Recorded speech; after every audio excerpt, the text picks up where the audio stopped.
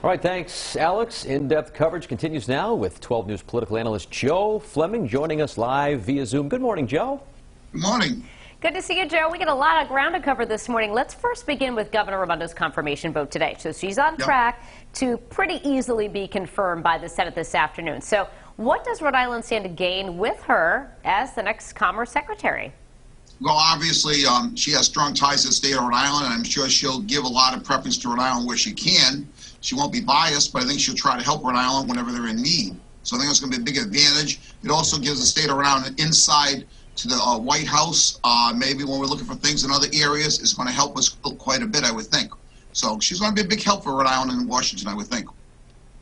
All right, at the same time, Joe, we haven't seen much of the governor since she was nominated. She has only spoken to the local press one time since before Christmas. So do you think that the way she's handled things over the last couple of months has left Rhode Islanders maybe with a bad impression, a bad taste in their mouth as they see her head off to Washington perhaps as soon as this weekend? Well, I think what happened at the beginning of the pandemic, people really had a great opinion of the governor of the job she has done. I think in the last couple of months where they haven't seen her, they've sort of fallen back a little bit, wondering what's happened to her. And people have said that we really haven't had a governor in the last 2 months because no one's seen her. People felt good when they heard her talking every day. She gave them confidence about the pandemic, but then she sort of disappeared. So I think it's going to hurt her some. There's no question about that in the future when people look back at Rhode Island and look at her. All right, so we will have a new governor, perhaps as soon as tomorrow, Joe. Dan McKee, of course, going to hit the ground running, especially with the pandemic response. So what do you think will his top priorities, what will they be? And will they be able to find willing partners in the legislature as well? Well, I think the first priority is going to be the pandemic. There's no question about that. That's going to be the big thing for Dan McKee. He wants to run for in 2022. He has to really do a good job with the pandemic.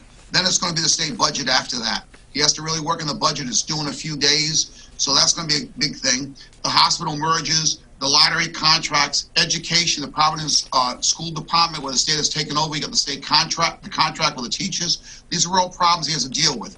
He also has to get along with the General Assembly. I think he's going to work well with Joe Sacacci and Dominic Ruggiero. I think they're going to work together to try to move Rhode Island forward in the pandemic. But the key thing is going to be the budget right now and the pandemic. Joe, a special election in Rhode Island today. Voters will be deciding 7 bond questions worth about $400 million. Is there an appetite among voters for more borrowing to fund these projects? Well, Rhode Island has always had an appetite for more borrowing. In the last 20 years, they've rejected like only 2 bond referendums. And again, this is a special election. The turnout's going to be very low. Normally, you're in a general election where you got 300, 400,000 people voting. Today, it's going to be a little over 100,000 probably. You got 64,000 early voting that's come in so far. Another 6,700 early voting. So you're going to see, I think, a small turnout, and that's going to help the bond referendums, I believe, because people who have an interest in those bond referendums are going to be voting.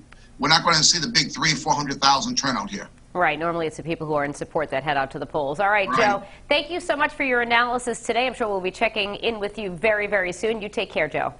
Take care. All right. Thank you, Joe.